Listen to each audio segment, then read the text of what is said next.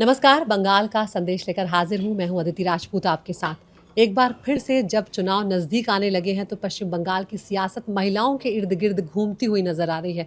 बंगाल चुनाव के बहुत पास महिला आरक्षण का मुद्दा इस तरह से गरमाया कि अब विपक्ष और सत्ता पक्ष दोनों एक दूसरे के खिलाफ खुलकर आमने सामने आ गए हैं।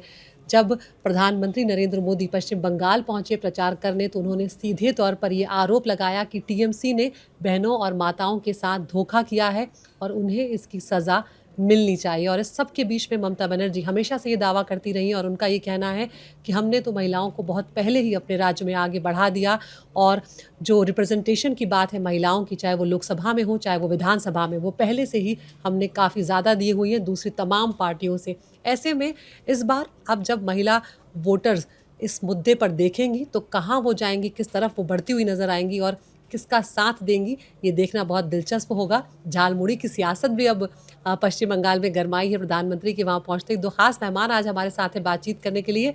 अजीत कुमार झा हमेशा की तरह हमारे साथ हैं, बंगाल के एक्सपर्ट हैं। और आज हमारे साथ एक और नई और ख़ास मेहमान हैं, श्रेया सिन्हा हैं। ये पश्चिम बंगाल की हैं, हमारी साथी हैं और पश्चिम बंगाल की राजनीति को काफ़ी करीब से वो कवर कर रही हैं। उनके लिए भी बहुत इंटरेस्टिंग ये चुनाव है। तो श्रेया, आज आप ही से शुरुआत करेंगे। आपका स्वागत है, आप पहली बार हमारे शो में आ रही हैं। Thank you.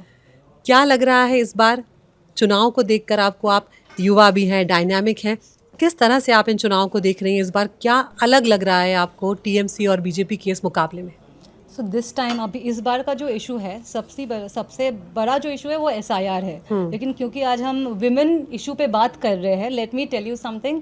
ममता बनर्जी हमेशा से she has enjoyed the support of women. If you see, she has nurtured a lot of women leaders from every walk of life. But we also have to understand this election comes after RG Kar. RG Kar ke liye entire Bengal came out on streets. We saw massive protests in Kolkata. So she is also carrying the baggage of RG Kar, several cases, sexual crime cases where her stance has not been the best or what you expect, जो आप एक women chief minister से expect करते हैं। But इसको अगर हम if we also diverge to the other issues about her schemes, उनके जो स्कीम्स होते हैं वो बहुत विमेन ड्रिवन होते हैं। कन्याश्री देख लो, लक्खी भंडार आप देख लीजिए। एंड उनका जो सपोर्ट है even during Nandigram and Singur, Aparna Sen जैसे intellectuals and critical film makers के सपोर्ट उन्होंने एंजॉय किया है। बिल्कुल। गायत्री स्पिवक का उन्होंने सपोर्ट एंजॉय किया है। So it's very dynamic.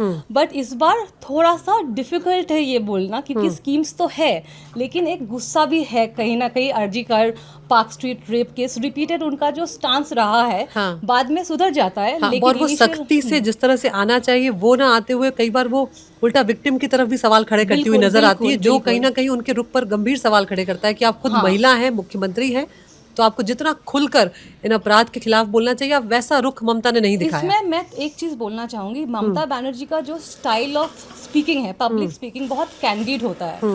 तो उसमें कैंडिड या फ्रैंक होने के चक्कर में बहुत बार ऐसी चीजें बाहर निकल के आती है जो दूसरा नैरेटिव सेट कर देती है। बिल्कुल। जबकि उन्होंने ऐसे भी स्टेटमेंट्स दिया है, बहुत मॉडर्न स्टेटमेंट्स भी उनकी तरफ से आई है, दैट हमारे जो मेन एंड विमेन है, जो यंग है विमेन है, why should they not go out, why should they not hang out in couples as couples, they are young, let them do it, don't pressurize them. She has spoken against moral policing. At the same time, when the chief minister, as the woman chief minister of the state, she has to stand up. She has disappointed people. Not always in the way she has delivered, but in terms of the words जो उन्होंने मुंह बोली बातों में थोड़ा। और महिला आरक्षण पर भी जल्दी से आपका एक रिएक्शन मुझे चाहिए कि किस तरह से आप देख रही हैं, क्योंकि प्रधानमंत्री ने अब सीधे तौर पर तमाम विपक्षी पार्टियों को कटघरे में खड़ा कर दिया है और उसमें टीएमसी भी शामिल है। नहीं, मुझे इस बात पे मैं बीजेपी से थोड़ा डिसएग्री करती हूँ, क्योंकि टीएमसी बीजेपी से मेरा डिसएग्रीमेंट है। टीएमसी ने हमेशा अपने वुमेन लीडर्स को आगे बढ़ाया है। अगर आप उनका candidates, they have sent nearly 25 to 30% candidates for this election, जो उनका स्टेट लेवल और लोकसभा लेवल पे होते हैं, वो भी which is its more than any other party और at least more than the national average. So TMC has already implemented women empowerment in terms of reservation as well as in terms of schemes. So if अगर election में उनके खिलाफ women reservation I don't think can be used against them. Okay. क्या यहाँ पर एक श्रेया ने line कही कि नहीं लगता है उनको कि टीएमसी के खिलाफ जा पाएगा ये जो महिला आरक्षण का मुद्दा है, क्या ये बीजेपी के फेवर में जा सकता है अगर टीएमसी के खिलाफ नहीं जा सकता है तो? पहले तो इससे शुरू करें कि तृणमूल एक ही राज्य में पावर में है और महिला मुख्यमंत्री, बिल्कुल, और बीजेपी करीब करीब 17 या करीब करीब क्लोज टू 20 राज्यों में पावर में है, सिर्फ एक मुख्यमंत्री महिला, वो भी दिल्ली में जी। और वो भी आफ्टर थॉट, मतलब बड़ा देर से इनको लगा कि अरे वाह, हमारा तो सारा जितने मुख्यमंत्री हैं सारे मेल हैं, तो रेखा गुप्ता को बना दिया गया। तो 1 और 20 में से एक तो यही देख लिया जाए। दूसरी बात है कि बंगाल आज से नहीं, बंगाल सैकड़ों साल से सबसे ज़्यादा कहूँगा मेट्रियार्कल सोसाइटी है, और जो हिंदी हार्टलैंड है जहाँ बीजेपी बहुत स्ट्रांग है, वो सबसे ज़्यादा पेट्रियार्कल सोसाइटी है जी।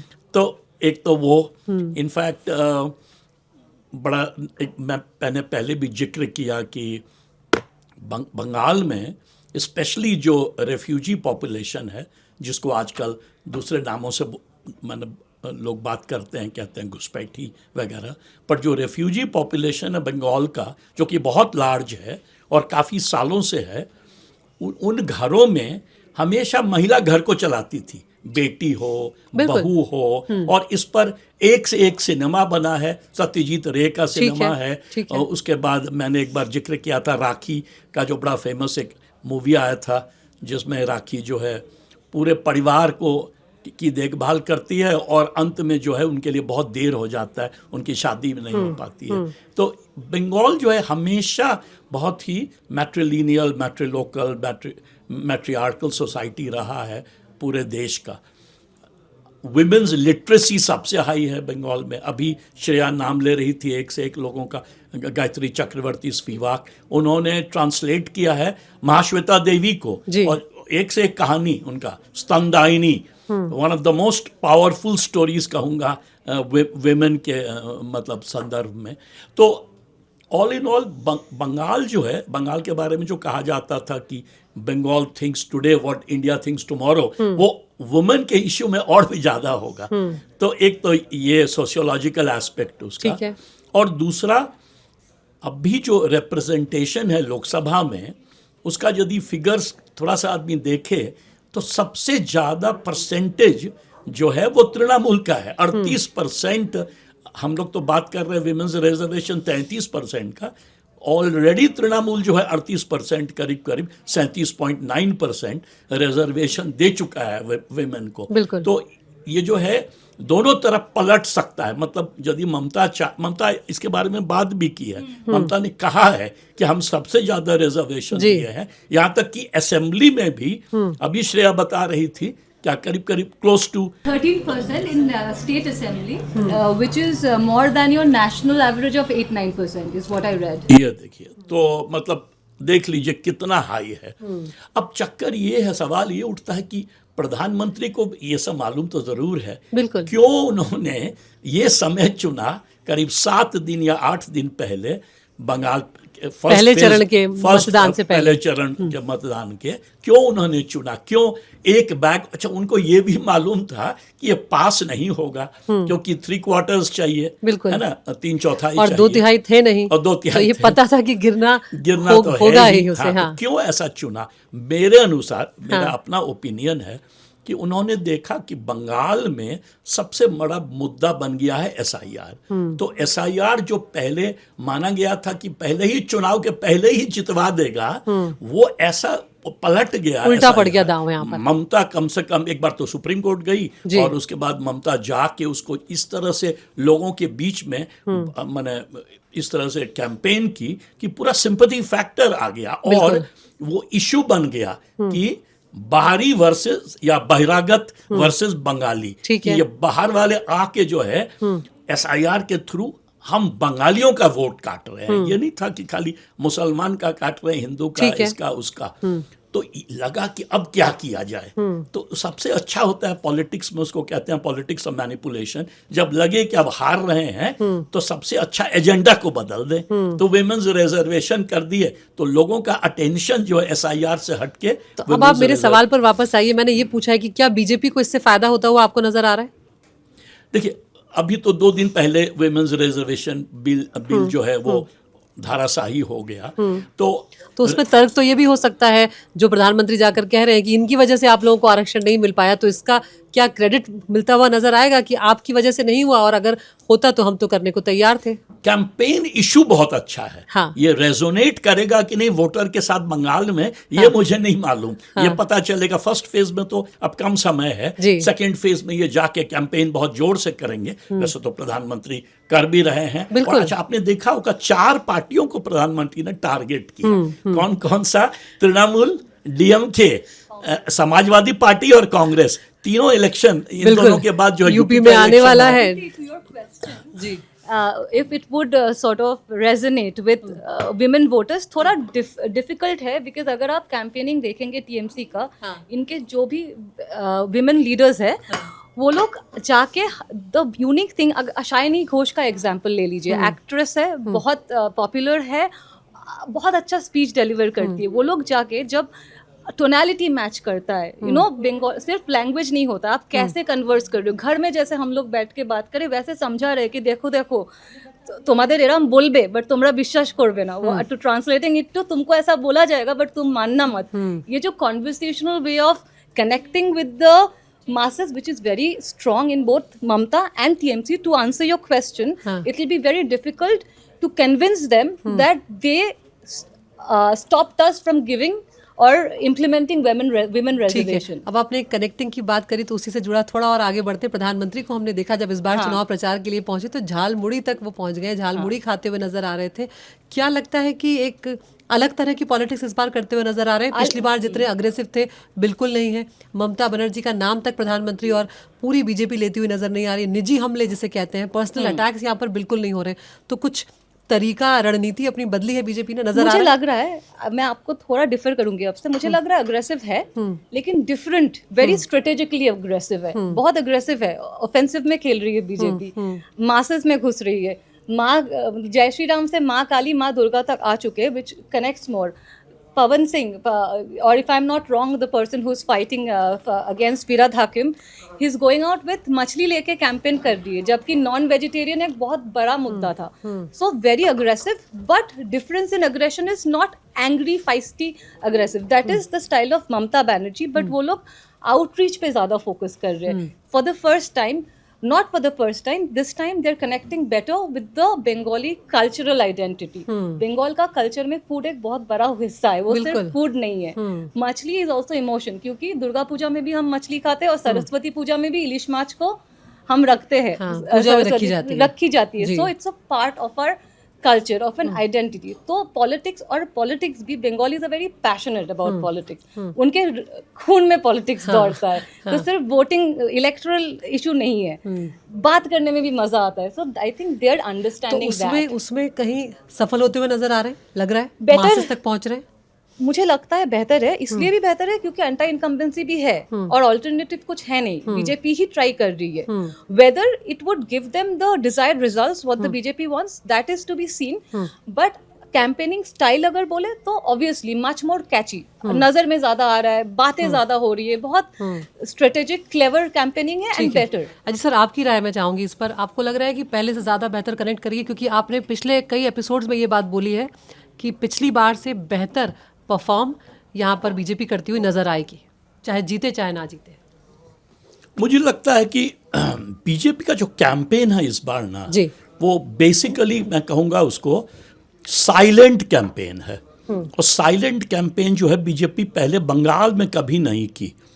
पहले आप यदि याद है पिछला चुनाव, तो मोदी जी डायरेक्ट अटैक करते थे ममता पर, है ना? याद है ना वो दीदी ओ दीदी वाला जो एपिसोड जो बिल्कुल बैकफायर कर गया। तो इस बार आप देखेंगे वो कहती, वो ममता पर अटैक नहीं कहेंगे, वो टीएमसी पर कर रहे हैं। टीएमसी पर चाहे कहेंगे कि उल्टा देते हैं शब्द, ममता को कहते हैं कि क्या कहते हैं वो, उनका एक बड़ा अच्छा शब्द प्रधानमंत्री का कि इस तरह से, मुझे अभी एग्जैक्ट याद नहीं आ रहा है, उनका कहना है कि ममत्व जो है वो नहीं है, या इस तरह का कुछ फ्रेज वो, हाँ, ममता पर वो एक फ्रेज यूज करते हैं। दूसरा क्या है कि इस बार जो संघ है ना, आरएसएस, वो नवंबर से, इनफैक्ट नवंबर के पहले भी, पर जब से बिहार चुनाव खत्म हुआ वो जाके पूरा बंगाल में स्प्रेड कर गए। पहले भी काम कर रहे थे, पर चुनाव के बिहार चुनाव के बाद जम के स्प्रेड किए हैं और जागरण पे बहुत जोर देते हैं। और ये जागरण जो है ये बहुत ही साइलेंट कैंपेन है आरएसएस का। वो घरों में जाके और बेसिकली कल्चरल इश्यूज रेज करते हैं। और रामनवमी में तो हमने देखा, पर रामनवमी में जो श्रेया बोली कि थोड़ा वो मस्कुलर कैंपेन हो गया था, बट वो वही नहीं। प्रधानमंत्री इस बात पर बात किए हैं कि जय माँ दुर्गा, जय माँ काली, और साथ ही साथ जितने कल्चरल सिंबल्स है बंगाल के, उसको उन्होंने एब्जॉर्ब करने की कोशिश किया है। वंदे मातरम तो किए ही हैं, और भी जितने सारे कल्चरल सिंबल्स, रविन्द्रनाथ टैगोर के बारे में भी बात करते हैं, ईश्वर चंद्र विद्यासागर के बारे में भी बात करते हैं। कहीं कहीं एक दो जो मोटर माउथ है बीजेपी का, वो कभी कभी अंट से संट बोल दिया है और गड़बड़ कर दिया है। बट बीजेपी की जो लीडरशिप है वो हमेशा इस बात पर जोड़ देती है। उसके बाद वो कहेंगे हमेशा दीदी वर्सेस दादा, शुभेंदु अधिकारी को दादा बना दिया गया है। तो ये भी बंगाल में है कि हर आदमी को रास्ते में भी दादा कौतो बाच्चे, है ना, तो वो तो उस तरह से कैंपेन को मोड़ा है। बात आप कह रहे हैं कि नवंबर से कुछ नेता जो हैं वहाँ पे सितंबर से डेरा डाले हुए हैं, तो तैयारी तो बहुत ज़्यादा है। और जो कल्चरली पेनिट्रेट करने की बात की जा रही है उसमें भी लगता है कुछ हद तक अब बीजेपी कामयाब हुई है। तो क्या अजीत सर आप ये बताइए, लग रहा है कि ये जो महिलाओं वाला दाव है आखिरी मोमेंट पे, क्योंकि हमने ये भी बात की थी कि कितने अग्रेसिव आप होते हैं और किन मुद्दों के साथ आप आखिरी दौर में जब चुनाव आ चुका होता है तब आते हैं, तो वो मानसिकता पर कुछ फर्क डालेगा? क्योंकि इनके श्रेया का कहना है कि ऐसा लगता नहीं है। एक तो बीजेपी का डिसएडवांटेज है कि इनके पास वुमेन कैंपेनर कम है। स्मृति ईरानी तो ब्रिलियंट है, बहुत अच्छा बोलती है, बांग्ला भी बोलती है, उनकी माँ भी बंगाली है। बट उनके पास अग्निमित्रा पॉल है वैसे, और भी कुछ है उनके पास कैंडिडेट्स अच्छे। आरजी कौर, हाँ, उसकी माँ जो है वही, उन्हीं को टिकट दिया गया। बट साथ ही साथ ममता का टीम जब आप देखिएगा, ममता बीच में रहती हैं और बाएं तरफ और दाहिने तरफ 10 लेडीज, और उसमें एक से एक फायर ब्रांड। सायोनिका घोष के बारे में हमने बात किया, महुआ सावनी घोष, उसके बाद महुआ मोइत्रा हैं, और भी ले लीजिए एक से एक, मतलब उनके पास कैंडिडेट्स। महुआ मोइत्रा तो अब ये भी कह रही है कि जो अभियान चलाया है इन्होंने हमसे मछली छीनने का, उसमें ये कामयाब नहीं हो पाएंगे। उसके लिए कई तरह की अलग अलग रणनीति ये अपना रहे हैं। वो जो बात अभी हम कर रहे थे अंडा और मछली लेके नेता बीजेपी की घूम रहे हैं, उस पर ये लोग, टीएमसी अभी भी बहुत अग्रेसिव है उस मुद्दे पर, वो छोड़ नहीं रही है उस मुद्दे को। मेरे अनुसार यदि बीजेपी 2 काम करती, एक कि महिला मुख्यमंत्री कैंडिडेट खड़ा कर देती। उनके पास कैंडिडेट्स हैं, ऐसी बात नहीं है, लेकिन फिर इस बात पर भी हमें देखना होगा कि ममता के आगे आप फिलहाल किसी को भी खड़ा कर दीजिए अजीत जी, कोई ममता के आगे टिकने में सक्षम नहीं है। वो कहाँ से उठ के पहुंची है, ये भी हम सबको देखना होगा। बट दीदी वर्सेस दादा ना करके ऐसा करती कि तुम्हारी दीदी वर्सेस हमारी दीदी, है ना, वो बड़ा अच्छा होता। और यंग ममता बहुत अच्छी है, बट अब 70 की हैं, इनके पास कोई 50 ईयर ओल्ड, अब अग्निमित्रा पॉल ले लीजिए तो करीब महिला कैंडिडेट देना बेहतर होता, आप बहुत अच्छा होता। ठीक है, एक दूसरा तो वो और बंगाली और भद्र महिला, ठीक है ना, तो वो उसका असर बहुत जोड़ होता ग्राउंड पे। और दूसरा मेरे अनुसार कि नंबर ऑफ टिकट्स देते वुमेन को ज्यादा। आज उनका जो कॉन्स्टिट्यूशन कमिटी बना, उसमें 2 औरतें थी, बाकी सारे मेल। तो ये जो है ना वीकनेस, जबकि ममता का पूरा टीम जो है ना, वो एक तरह से मैं कहूंगा लेड है बाय वुमेन। बिल्कुल। तो ये जो है, आप यदि चाहते हैं महिला आरक्षण, आप एग्जाम्पल दीजिए, खाली बोलिए मत। और दूसरा, ममता जो इतने सारे स्कीम्स निकाली हुई है, तो भाई आप जाके कहिए ना कि हम 10,000 रुपया देंगे। आपने तो बिहार में 10,000 दे के जीत यहाँ पर तो 3,000 है, तो 3,000 है, अब वो भी 3,000 मिलेगा जब मैं आऊंगा पावर में। तो लोग यहाँ तो मिल चुका है लोगों को। और उसको भी कंपेयर भी करेंगे, जब बिहार में आपने 10,000 दिए और यहाँ पर आप 3,000 दे रहे, तो उसको कंपेयर भी किया जाएगा लोगों के द्वारा। कंपेयर किया जाएगा एंड मेरे हिसाब से बहुत डिफ़िकल्ट है कन्विंस करना, क्योंकि उनको स्कीम देखने में 500-600, बट अगर आप कंपाइल करेंगे बहुत सारी स्कीम्स है, starting from the birth of a girl child to her high school to her college to her graduation, बहुत पैसा हो जाता है and then women are given importance दिया जाता है। तो अभी 3,000 आप बोलेंगे भी तो उनको तो ऑलरेडी मिल रहा है ना। बिहार में आप दे सकते थे, आप रूलिंग पार्टी में थे तो you could disburse it, but यहाँ पे आप प्रॉमिस कर रहे हो, तो प्रॉमिस के लिए आपको कन्विंस करना पड़ेगा। वो अब कन्विक्शन जीतना ही आपका फर्स्ट बैटल है। और यही सबसे बड़ा सवाल है कि क्या आप कन्विंस कर पाएंगे, तो क्या बीजेपी कन्विंस कर पाएगी पूरी जनता को और खासकर महिला वोटरों को, क्योंकि महिला वोटरों का योगदान पश्चिम बंगाल के चुनाव में हमेशा से बहुत बड़ा रहा है और इस बार महिला वोटर किस तरफ जाएंगे ये देखना बहुत ही दिलचस्प होगा, लेकिन 4 मई तक का इंतजार हमें करना होगा। आज के एपिसोड में इतना ही। नमस्कार।